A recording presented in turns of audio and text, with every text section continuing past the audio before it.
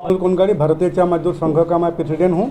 तो अभी हम लोग का जो यहाँ पर मजदूरों का जो लाइबिलिटी है ये बहुत ज़्यादा हम लोग का लाइबिलिटी बढ़ गया है। मजदूरों का जो एरियर हुआ हम लोग का 29 लाख रुपया, इधर में हम लोग का पीएफ रुपया, ग्रेजुटी हम लोग का 2 करोड़ 61,38,338 रुपया अभी तक कुछ पैसा आदमी सबको पेमेंट नहीं किया है और बहुत सारा यहाँ समस्या चल रहा है।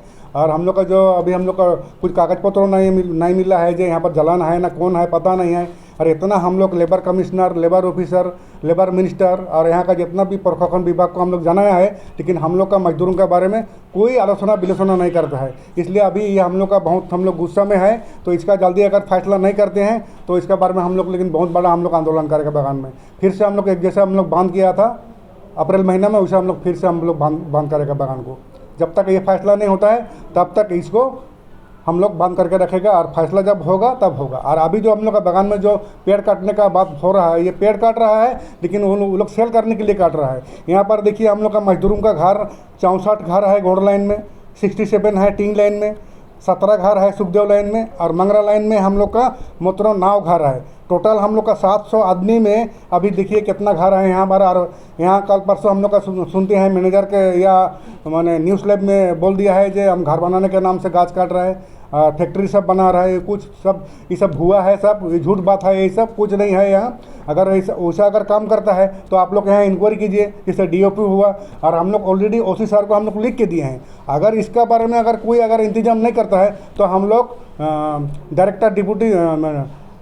डायरेक्टर जनरल पुलिस को हम लोग बता देगा डायरेक्ट उलूबाड़ी में जा करके। क्यों इसके बारे में कोई ईंधन तो नहीं हुआ है, क्योंकि तो रियल ऑलरेडी पकड़ा हुआ है।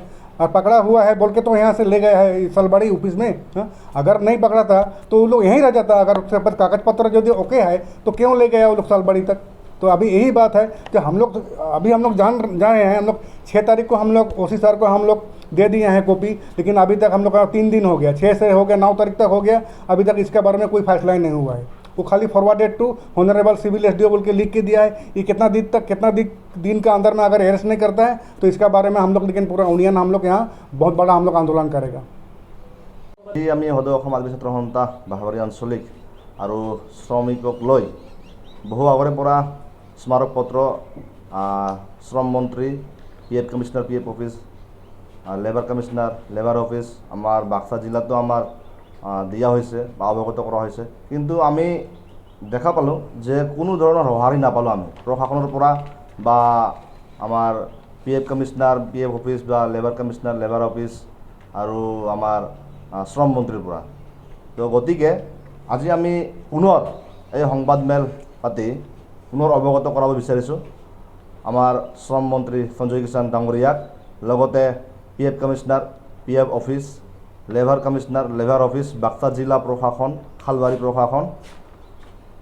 তো এইটোৱে আমি অৱগত কৰিব বিচাৰিছোঁ যে আমাৰ বাগিচাত বহুদিন ধৰি মানে বহু কেলেংকাৰী চলি আছে। আৰু এইটো হ'ল মেইন কেলেংকাৰীৰ মেইন মূৰটো হ'ল আমাৰ মফিজ উদ্দিন আহমেদ নামৰ ব্যক্তিজন। তেখেতে আহি ইয়াতে মানে মালিকক বেলেগ ধৰণৰ ফুচলাই ৰাখে আৰু শ্ৰমিকক বেলেগ ধৰণৰ ফুচলাই ৰাখে আৰু মাজত ক্ৰেডিট খায় তেখেত, মানে দালাল হিচাপে মানে তেখেতে আছে মানে ইয়াতে। আমি যোৱা কেইদিন আগতে দেখা পালোঁ যে বাগিচাত মানে বহুত ধৰণৰ গছ, থিয় গছ কাটি মানে বাহিৰত বিক্ৰী কৰা হৈ আছে, ফৰ এক্সাম্পল আমি যদি চাব যাওঁ, থিয় গছ কাটা হৈছে। এইটো আমাৰ ভিডিঅ' সহকাৰে প্ৰমাণ সহকাৰে দেখাই দিব বিচাৰোঁ। এই যে তাৰপিছত মানে মালিক পক্ষই আৰু ঠিকাদাৰ পক্ষই মানে সাক্ষাৎকাৰ দিয়ে যে এইটো গছটো আমি শ্ৰমিকৰ কাৰণে কাটিছোঁ। কিন্তু মানে শ্ৰমিকৰ কাৰণে কিমানটা কাঠ মানে ব্যৱহাৰ কৰিছে, কিমানটা কাঠ ব্যৱহাৰ কৰা নাই, সেইটো মানে জল পটকৈ আমাৰ প্ৰমাণ ওলাই গৈছে। মানে আমাৰ বাগিচাত 7টা লাইন আছে, 7টা লাইনত কোনো ধৰণৰ মানে এতিয়ালৈকে কোৱাৰ্টাৰ প্ৰিপেয়াৰ এতিয়ালৈকে হোৱা নাই। মানে যদিও হৈছে 2-এটা হৈছে, কিন্তু মানে এতিয়াও যদি আমাৰ বাগিচাৰ 7টা গাঁও আছে, 7টা গাঁও যদি যাই আপোনালোকে চাব তেনেহ'লে মানে এতিয়াও মানে টিংপাত, ফুটা টিংপাত আছে আৰু ক'ত বা কাঠ নাই, ক'ত বা ইটা নাই। তো ঘৰ দুৱাৰ মানে গৰু গোহালিৰ নিচিনা হৈ আছে। তো সেইটো সময়তে টিংপাত যদি বিচাৰিব যায় শ্ৰমিকে তেনেহ'লে টিংপাত দিয়াত মানে বহুত লেহেমীয়া গতি কৰে। আৰু লগতে সেই টিংপাতটো মানে বাগিচাত যিমানখিনি ৰেজেক্টেড টিংপাত আছে গোটেইখিনি মানে বাহিৰত বিক্ৰী কৰা হয়। লোহা টিনপাত গোটেইখিনি বাহিৰত বিক্ৰী কৰা হয় আৰু সেইটোও আমাৰ প্ৰমাণ সহকাৰে আমাৰ ভিডিঅ'ত আমি ৰাখিছোঁ, এইটো আমি দেখুৱাই দিম। আজি ইয়াতে যি 2 নম্বৰী কাম চলি আছে সব গোটেইখিনি মানে ইয়াতে মফিজ উদ্দিন আহমেদ নামৰ ব্যক্তিজনৰ নেতৃত্বত হৈ আছে আৰু তেওঁক আশীৰ্বাদ কোনে দিছে আমি নাজানো, দিছপুৰৰ কোন ৰজা ইয়াক আশীৰ্বাদ দিছে আমি নাজানো, কিন্তু আমি দেখা পাই আছোঁ বাগিচাত অপেন মাৰ্কেট, বাগিচাৰ আশে পাশে লাগি থকা অপেন মাৰ্কেট, আমাৰ গধূলি বজাৰ market, Kalpani market, Bhangapara market, open মাৰ্কেটত চাহপাত বিক্ৰী হৈ আছে, মানে সেইটো RP মালটো বিক্ৰী কৰা হৈ আছে, যিটো নেকি PF অফিচত জমা নাযায়, PF অফিচত হিচাপ নাযায় আৰু হিচাপ নোযোৱাৰ ফলত মানে চৰকাৰে মানে এইটো কৰ নাপায় আৰু কৰ নাপালে চৰকাৰে মানে আমাৰ প্ৰাপ্যখিনি বঞ্চিত কৰি ৰাখে, মানে আমাৰ শ্ৰমিকৰ প্ৰাপ্যখিনি বঞ্চিত কৰি ৰাখে। তো যিমানখিনি 2 নম্বৰী চলি আছে মফিজৰ নেতৃত্বত চলি আছে আৰু লগতে ইউৰিয়াটো কেইদিন আগতে ধৰা হৈছিল, 2 নম্বৰী ইউৰিয়া আমাৰ বৰপেটা ৰোডত ধৰা হৈছিল, পাঠশালাত ধৰা হৈছিল, ঠিক সেম সময়তে আমাৰ বাগিচাত ৰাতি 2টা বজা ৰাতি, 3টা বজা ৰাতি, 1টা বজা ৰাতি ট্ৰাকে আহি ইয়াতে ইউৰিয়া পেলাই থৈ যায় আৰু সেই ইউৰিয়াটো যেতিয়া নেকি ইয়াতে বাগিচাত যেতিয়া গছ পুলি ৰোপণ কৰে অধিক মাত্ৰাৰে ইউৰিয়াটো তাতে ব্যৱহাৰ কৰি গছ পুলিটো শেষ কৰাৰ ষড়যন্ত্ৰ চলাই শেষ কৰি লাষ্টত ৰিপৰ্ট দিব PF অফিচত যে বাগিচাৰ মাটি উপযুক্ত নাই বাগিচা ৰোৱাৰ কাৰণে। সেইটো ৰিপৰ্ট দিয়াৰ পিছত লগতে সেই মাটিত মানে স্পা বনোৱা বা ডাঙৰ বিল্ডিং বনোৱা, ৰিসৰ্ট বনোৱা সেইটো পৰিকল্পনা কৰি লৈছে। মানে তাৰপিছত আমাৰ বাগিচাৰ যিমানখিনি ৰিজেক্টেড লোহা টিনপাত গোটেইখিনি মানে মফিছে ক'ত বঙাইগাঁৱত বিক্ৰী কৰি আছে, ক'ত বৰপেটা ৰোডত বিক্ৰী কৰি আছে। এতিয়াও যদি আপোনালোকে চাব বিচাৰে তেওঁৰ ঘৰত লোহাটো এতিয়াও লগোৱা আছে, তেওঁৰ ঘৰত বাগিচাৰ ৰঙা কৰি এতিয়াও লগোৱা আছে। মানে যিমানখিনি ফাৰ্নিচাৰ আছিল সব গোটেইখিনি ফাৰ্নিচাৰ আমাৰ বাগিচাৰ হয়। আমি যেতিয়া নেকি অভিযোগ উত্থাপন কৰোঁ তেতিয়া মানে তেওঁ লুকাই ৰাখে, হয়তো তেওঁ বৰপেটা ৰোডৰ ঘৰত লুকাই ৰাখিছে, হয়তো মন্দিৰত লুকাই ৰাখিছে। গোটেইখিনি আমাৰ বাগিচাৰ এই কাঠসমূহ হয়, গোটেইখিনি এই 2 দিনৰ আগত মানে শিফ্ট কৰি দিয়ে বৰপেটা ৰোডত, ক'তবা মন্দিৰত, ক'তবা ইয়াতে নিজৰ ভাইটিৰ ঘৰত, তেনেকুৱা শিফ্ট কৰি দিয়ে। আৰু লগতে কংগ্ৰেছৰ দৰে মফিজ উদ্দিন আহমেদে মানে পৰিয়াল কেন্দ্ৰিক শোষণ চলাই আছে মানে বাগিচাৰ শ্ৰমিকৰ ওপৰত। ফৰ এক্সাম্পল আপোনালোকে চাব যায় পৰিয়াল কেন্দ্ৰিক, সেইকাৰণে কৈছোঁ মফিজে আহি ইয়াতে ঠিকাদাৰী কৰি আছে, তেওঁৰ ল'ৰাও কৰি আছে, তেওঁৰ জোৱাইকো কৰি আছে, তেওঁৰ ভাইটিও কৰি আছে, তেওঁৰ ভিনীকো কৰি, গোটেইখিনি মানে পৰিয়াল কেন্দ্ৰিক মিলি মানে আমাৰ বাগিচাৰ শ্ৰমিকক মানে শোষণ চলাই আছে। আৰু লগতে কি কয় যে ফাতেমাবাদ চাহ বাগিচা, বাগানৰ নাম ফাতেমাবাদ চাহ বাগিচা মুছলিম মানুহৰ নামত আছে। তো ঠিক আছে, মুছলিম মানুহৰ নাম হয়, আমি এতিয়ালৈকে ৰিমুভ কৰা নাই, আমি যদি ইচ্ছা কৰোঁ বাহবাৰী হিচাপে আমি কৰিব পাৰোঁ, কিন্তু আমি ফাতেমাবাদ হিচাপে এতিয়াও ৰাখিছোঁ। কিন্তু সেইটোৱে মানে গৌৰৱান্বিত হৈ তেখেতসকলে মানে কি কয়, মফিছে কয় ডাঙৰ গছ 100 বছৰ পুৰণি গছ যদি কাটি যদি বাহিৰত যদি ফালিবলৈ লয়, সাপোজ ধৰি ল'লোঁ 10 কেবি যদি ফালিবলৈ লৈছে মিলত, তেনেহ'লে তাৰে পৰা ঘূৰি আহে 2 কেবি ঘূৰি আহে, বাকী 8 কেবি বাহিৰে চেল হৈ যায়। আৰু ফৰ এক্সাম্পল তেনেকুৱা চেল হোৱা জেগাখিনি আছে, আমাৰ লোকেল গাঁও কেইটামান আছে, আমাৰ গিলাজাৰ আছে, কালপানী আছে, এলেঙামাৰী, সেইসমূহ গাঁওবিলাকত মানে আমাৰ ৰঙা কৰি কাঠটো বিক্ৰী কৰা হৈছে। এইটো কাঠটো মফিজ উদ্দিন আহমেদ আৰু আমাৰ মেনেজমেণ্ট পক্ষৰ পৰা মানে উভয় পক্ষ মিলি মানে এইটো কাঠটো বিক্ৰী কৰা হয়। মফিজ উদ্দিন আহমেদ বাগানৰ আমি জনাৰ মতে কোনো নহয়, 1 নম্বৰ দালাল মানুহ হয়, 1 নম্বৰ দালাল। ই প্ৰথমত ডেৰাচাৰ কাম কৰি আছে, ডেৰাচাৰ কাম কৰি যেতিয়া ডেৰাচাৰ মানে পকেট খালী হয় তেতিয়া মানে ডেৰাচাক লাঠি মাৰি ই জালানৰ তাতে আহে আৰু জালানক ফুচলাই জালানৰ হৈ ঠিকাদাৰ কৰে ইয়াতে, কিন্তু দালালগিৰি কৰে। কিন্তু জালানে বাগানটো লৈছে আছে কেয়াৰটেকাৰ, অনলি চাহপাত তুলিব পাৰে, বিক্ৰী কৰিব পাৰে, তাৰ বাহিৰে ইয়াতে গছ কাটিব নোৱাৰে বা নতুন কিবা এটা পৰিকল্পনা কৰিব নোৱাৰে। কিন্তু আমি দেখা পাইছোঁ জালানৰ সেই নেতৃত্বত দালাল মফিজ উদ্দিন আহমেদে আমাৰ বাগিচাত মানে সুৰক্ষা দিয়াৰ কাৰণে 1996ৰ পৰা আমাৰ ইয়াতে এটা SSB কেম্প তথা সেইটো সময়ত CRPF কেম্প আছিল, CRPF বা আৰ্মি কেম্প আছিল। সেই আৰ্মি কেম্পটো উঠুৱাই দিল্লীৰ পৰা অৰ্ডাৰ লৈ আহি এই আৰ্মি কেম্পটো উঠুৱাই তাতে বৰ ডাঙৰ গছ আছিল, 100 বছৰ পুৰণি গছ, 150 বছৰ পুৰণি গছ আছিল। সেই গছটো কাটি তহিলং কৰি তাতে ডাঙৰ এটা লজ বনাবৰ ষড়যন্ত্ৰ চলাইছে, মানে লজ বনাবৰ পৰিকল্পনা চলাইছে। এতিয়া যদি আপোনালোকে চাব বিচাৰে সেইটো জেগাত যাই আপোনালোকে চাব, এতিয়াও তাতে মানে চেনগ্ৰেভিল, ইটা আৰু বহুত মানে কাঠসমূহ তাতে ৰখা আছে। মানে মফিজে আহি ইয়াতে ঠিকাদাৰী কৰি আছে, তেওঁৰ ল'ৰাও কৰি আছে, তেওঁৰ জোৱাইকো কৰি আছে, তেওঁৰ ভাইটিও কৰি আছে, তেওঁৰ বিনিয়োগ কৰে গোটেইখিনি মানে পৰিয়াল কেন্দ্ৰিক মিলি মানে আমাৰ বাগিচাৰ শ্ৰমিকক মানে শোষণ চলাই আছে।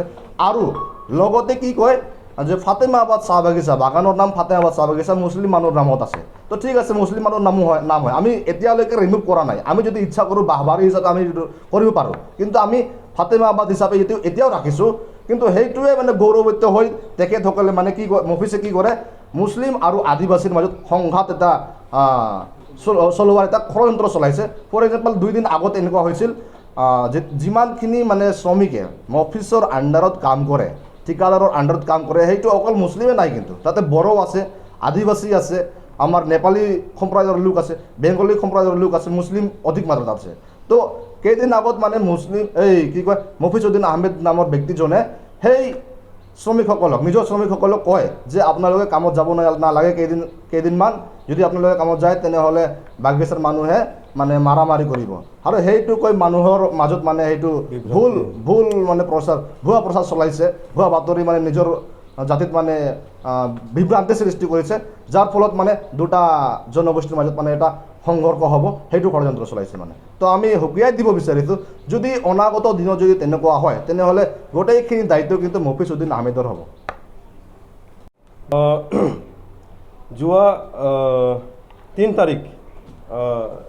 তাৰিখে এইটো মাহৰ চলিত মাহৰ 3 তাৰিখে এখন আমি কাঠ ভৰ্তি ট্ৰেক্টৰ ধৰিছিলোঁ, আৰু ট্ৰেক্টৰৰ নম্বৰ আছিল AS28C 7049। আৰু আমি ট্ৰেক্টৰখন যেতিয়া কাঠ ভৰ্তি ধৰিলোঁ, আমি জানিব পাৰিছোঁ যে এই কাঠৰ মালিকটো হ'ল মফিজুদ্দিন।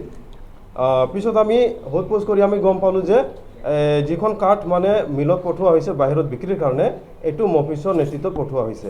গতিকে আমি লগে লগে আমি পুলিচক খবৰ দিলোঁ, আৰু লোকেল আমাৰ যিজন ফৰেষ্ট ডিপাৰ্টমেণ্ট আছে, ফৰেষ্ট ডিপাৰ্টমেণ্টক আমি খবৰ দিলোঁ। খবৰ দি কেনে এই ট্ৰাকটো চিজ কৰা হ'ল।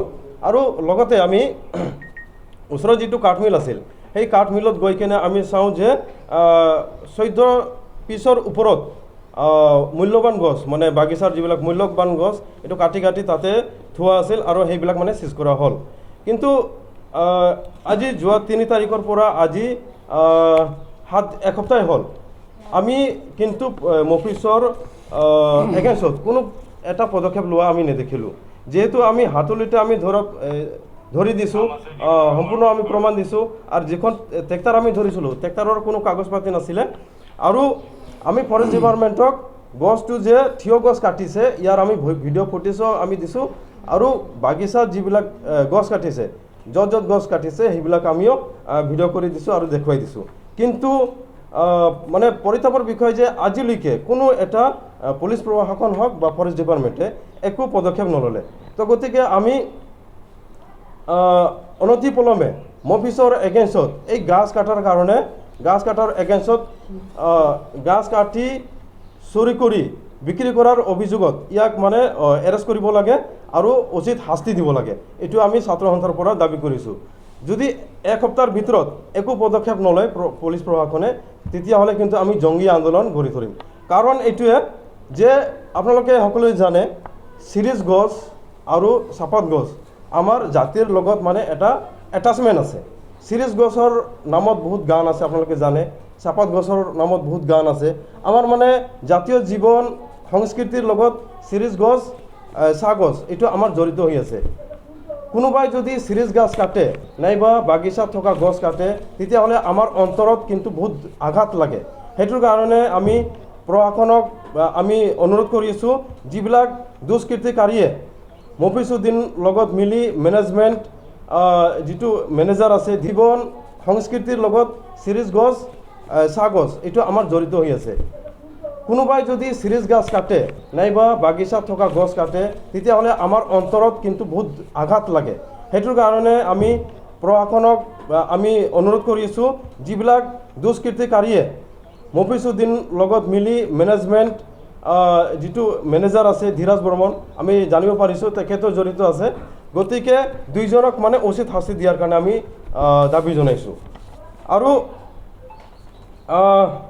যোৱা 9 তাৰিখ, যোৱা চলিত মাহৰ যোৱা 9 তাৰিখে মেনেজাৰে এটা স্পষ্টীকৰণ দিছিল যে যিবিলাক গছ সিহঁতে বাহিৰত মানে পঠাইছে সেইটো বাগিচাৰ কামত খটুৱাৰ কাৰণে পঠাইছে কিন্তু আমি আপোনালোকে চাব আপোনালোকক আমি দেখুৱাম যে বাগিচাত এতিয়ালৈকে এটা ঘৰ ৰিপেয়াৰিং হোৱা নাই আৰু কত ব্ৰিজ এনেকা এটা মাত্ৰ ব্ৰিজ হৈছে আমি আপোনালোকে দেখিব যে যিমান গাছ ইয়াৰ পৰা গৈছে হা তাৰ যদি পাৰ্চেণ্টেজ হিচাপে চাওঁ 5% নহ'ব যে বাগিচাত সেইটো খটুৱাইছে বাকী 95% কাঠবিলাক ক'ত গৈছে নিশ্চয় বিক্ৰী কৰা হৈছে তো বাগিচাৰ গছ এনেকৈ কাটি কাটি যদি বিক্ৰী কৰা হৈ থাকে ভৱিষ্যতে এই বাগিচাখন ধ্বংস হৈ যাব আৰু য'ত গাছ কাটা হয় গাছ কাটাৰ লগে লগে কমেও 10-15খন চাহপাত গছ মানে মৰি যায় তো এইবিলাক মানে বহুত এটা লোকচান কৰি আছে বাগিচাৰ আৰু যিখন জালান নামৰ ব্যক্তি কেয়াৰটেকাৰ হিচাপে আছে তেখেতে মাত্ৰ ইয়াতে বিজনেছ কৰিব আহিছে বাগিচাৰ কোনো উন্নতি নিবিচাৰে তেখেতে বাগিচা এইবিলাক গছ কাটা তেখেতেও জড়িত আছে গছবিলাক কাটি আছে চাহপাত গছ মৰি আছে হিয়াৰ মানে একো এইবিলাক নাযায় চাহপাত গছ মৰি শেষ কৰি দাবী ধমকি দি তেখেতসকলৰ পৰা পইচা ডিমাণ্ড কৰি আছে আৰু মানাছ এম ই স্কুলৰ নামত মোটামুটি 3 বিঘামান মাটি এই বাগিচাৰ তৃতীয় মানে চৌধুৰী এণ্টি এগ্ৰ লিমিটেড তেখেতৰ সেই কোম্পানীৰ মালিকে এই বাগিচাখন চলাই আছিল আৰু সেই মালিকে মানাছ এম ই স্কুলত 3 বিঘামান মাটি মানে দান কৰি গৈছিল তো এতিয়া সেই মাটিটো সেই স্কুলখন মানে উচ্ছেদ কৰাৰ কাৰণে এটা ষড়যন্ত্ৰ কৰি আছে মফিজুদ্দিন আহমেদে আৰু তেখেত এতিয়া নিজেই মাটিত বাগিচাৰ মাটিত আছে আৰু তেখেতে বেলেগক মানে সেই যিবিলাকে আগতে এক পোৱা দান কৰা আছে আধা বিঘা দান কৰা আছে সেই মানুহবিলাকক মানে দাবী ধমকি দি আছে পইচা ডিমাণ্ড কৰে স্কুলবিলাকত মাটি দান কৰা আছে সেইবিলাকক গৈ কিনে দম দিয়ে এই স্কুলবিলাক উঠাব খুজি আছে তো এনেকৈ মানে বিভিন্ন ষড়যন্ত্ৰ তেখেতে কৰি আছে গতিকে আমি অনুৰোধ কৰিছোঁ বাগিচা প্ৰশাসনক যে মফিজক আমাৰ বাগিচাত এন্ট্ৰি বন্ধ কৰিব লাগে আৰু তেখেতে যে বাগিচাৰ মূল্যৱান গছ কাটি তহিলং কৰিছে আমি হাতে লুটে ধৰিছোঁ তেখেতৰ ট্ৰেক্টৰ জব্দ হৈছে গতিকে প্ৰশাসনে তেখেতৰ ওপৰত ব্যৱস্থা ল'ব লাগে मोनसे गोजोनथाव खौरां 2023-24 सोलोंथाइ बोसोरनि थाखाय 11-12 थाखोनि गोदानै मुं थिसननाय लानानै फैदों बाक्सा जिल्लानि सालबारि बाजारनि साखाथियाव थानाय सेन्ट जेभियार्स इंलिश स्कुला देग्लाय बोसोरनिफ्राय सेन्ट जेभियार्स इंलिश स्कुलाव आर्ट्स आरो साइन्स आयदानि थाखाय गोदानै फरायसाफोरनि मुं थिसननाया दायो सोलिगासिनो बे फरायसालियाव मुं थिसननाया बेसेन नाङै जागोन आरो डेभेलपमेन्ट फिसा 1000 दानफ्रोमबो टिउसन फिसा 1500 रांखौ फरायसानिफ्राय लानाय जागोन बेजों लोगोसेनो जायफोर फरायसाया मेट्रिकआव 90 जौखोन्दोनि बांसिन मोननाय आरो बिपिएल कार्ड थानाय फरायसाया बेसेन नाङाजासेनो मुं थिसननो हागोन बबेखानि 80 जौखोन्दोनिफ्राय बांसिन नम्बर लानानै उथ्रिनाय आरो बिपिएल कार्ड थानाय फरायसाफ्रा मुं थिसननायाव 50 जौखोन्दो फ्रि जागोन बेबादिनो उननि जौखोन्दो लानानै उथ्रिसारनाय आरो बिपिएल कार्ड थानाय फरायसाफोरनो रेहाय होनाय जादों लोगोसे बे फरायसालियाव फरायसाफोरनि थाखाय हस्टेलनि खाबुबो दं गोसो गोनां फरायसाफ्रा सेन्ट जेभियार्स इंलिश स्कुलाव 11-12 थाखोनि गोदानै मुं थिसननायनि बागै आबुं बाथ्राखौ मिथिनोब्ला नैबे मबाइल नम्बर 9954427791 आव थोंजों सुलाद लानो हागोन।